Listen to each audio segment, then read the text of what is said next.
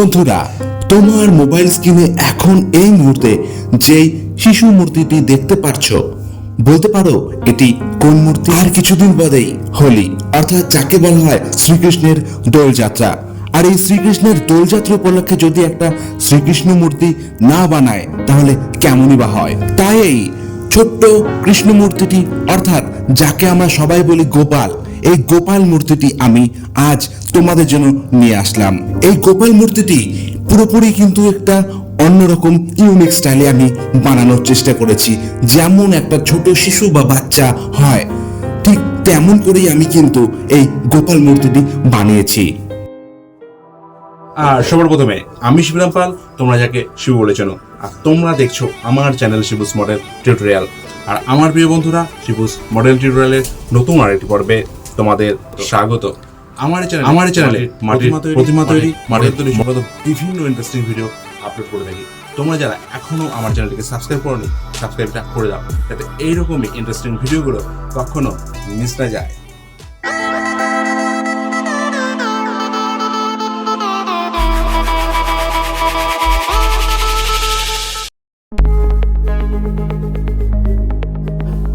বন্ধুরা, আমি কিন্তু এই গোপাল মূর্তিটিকে স্টেপ বাই স্টেপ দেখিয়েছি আমি কিভাবে বানালাম।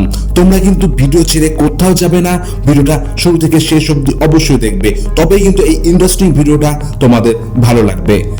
ভিডিওর প্রথমে যদি তুমি দেখে চলে যাও, ভিডিওর কোনো কিছুই বুঝতে পারবে না। তার জন্য বলছি ভিডিওটা শুরু থেকে শেষ অবধি অবশ্যই দেখো, তবেই ভিডিওটা ভালো লাগবে।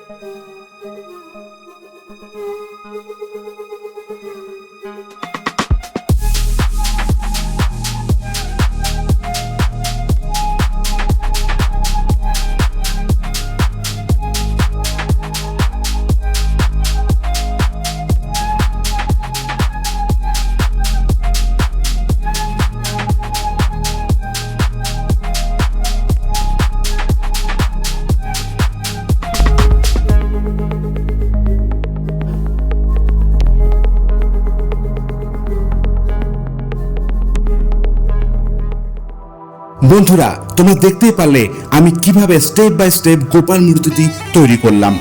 গোপাল মূর্তিটি তোমার কেমন লেগেছে? গোপাল মূর্তিটি পুরো বাচ্চার মতো হয়েছে কিনা, শিশু গোপাল মূর্তি হয়েছে কিনা, সেটা কিন্তু অবশ্যই আমাকে কমেন্টে জানাবে। আর এতক্ষণ যেহেতু ভিডিওর সাথে জুড়ে রয়েছো, নিশ্চয়ই তোমার ভিডিওটা ভালো লেগেছে। তার জন্য একটা লাইক কিন্তু হতেই পারে, কারণ ওই তোমার একটা লাইক আমাকে অনেকটা মোটিভেট করবে নতুন আরেকটি ভিডিও তৈরি করার জন্য। আর আজকের ভিডিও এই পর্যন্তই। আবারও দেখা হচ্ছে নতুন কোনো ভিডিও নিয়ে, নতুন কোনো পর্বে। ততক্ষণের জন্য টাটা।